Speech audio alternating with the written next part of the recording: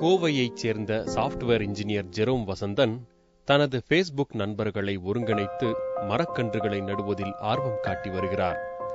வேர் என்ற அமைப்பின் மூலம் கோவையில் மரக்கன்றுகளை நட்டு வளர்த்து வரும் இவர் தமிழகத்தில் அழிந்து வரும் வனப்பரப்பை மீட்டெடுக்க 50 கோடி மரக்கன்றுகளை நட வேண்டும் என்கிறார்.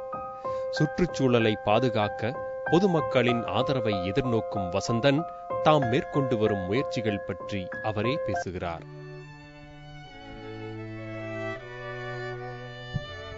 தமிழ்நாட்டில் மொத்தமாக வனப்பரப்பு 33% இருக்கணும்.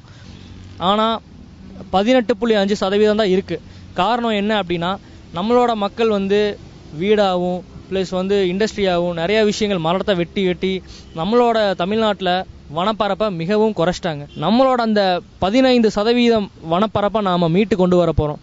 அப்படி நம்ம செய்யணும் அப்படின்னா 50 கோடி மரங்கள் நம்ம நட வேண்டி இருக்கு. ஒவ்வொருத்தங்களும் ஒவ்வொரு மாதமும் சேர்ந்து ஒரு 5000 மரம் ஒரு 10,000 மரம் நடலான்ட்டு இருக்கோம். இந்த வருஷத்துக்குள்ள கோயம்புத்தூரில் 1.5 லட்சம் மரக்கன்றுகளை நாங்கள் நடப்போகிறோம். வேர் அமைப்பினர் அப்படிங்கிற பேர் தான் எங்களோட பேர். இந்த டீமை நான் எப்படி ஃபார்ம் பண்ணேன் அப்படின்னா, ஐ லைக் கோயம்புத்தூர் அப்படின்னு சொல்லிட்டு ஒரு ஃபேஸ்புக்கில் ஒரு பேஜ் வச்சுருந்தேன். அதில் பார்த்தீங்க அப்படின்னா அரௌண்ட் 90,000 பீப்புள் இருக்காங்க. ஸோ அவ்வளோ பேர் இருக்கிற அந்த பேஜை ஏன் மிஸ்யூஸ் பண்ணணும், ஏதாவது சோசியல் காஸ்க்கு யூஸ் பண்ணலாமே அப்படின்னு சொல்லிட்டு ட்ரை பண்ணும்போது தான் எனக்கு ஒரு ஆப்பர்ச்சுனிட்டி கிடச்சிது. இந்த பேஜ் மூலிமா நான் ஒரு ஸ்டேட்டஸ் போட்டேன்.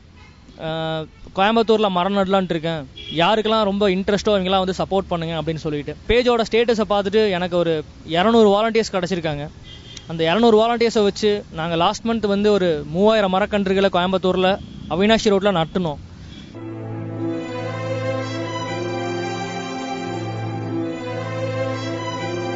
ஆகஸ்ட் 9, 2015 அந்த அன்னைக்கு நாங்கள் 10,000 மரக்கன்றுகளை மேட்டுப்பாளையம் ரோட்டில் நடலான்ட்டு இருக்கோம். ஸோ இனிமேல் வரப்போகிற ஜென்ரேஷனுக்கு நாம் ஏதாவது பண்ணி வைக்கலாம். ஏன்னா அவங்களுக்கு இயற்கைனா என்னன்னு தெரியணும். ஏன்னா இயற்கையோட அந்த சுவை ரொம்ப ரொம்ப சூப்பரான சுவை அப்படிங்கிறத நம்ம அவங்களுக்கு தெரியப்படுத்தணும். உங்களோட சப்போர்ட் எங்களுக்கு கொடுத்தீங்க அப்படின்னா நம்ம தமிழ்நாடு மட்டும் இல்லை, இந்தியாவே பசுமையான நாடாக மாற்ற முடியும்.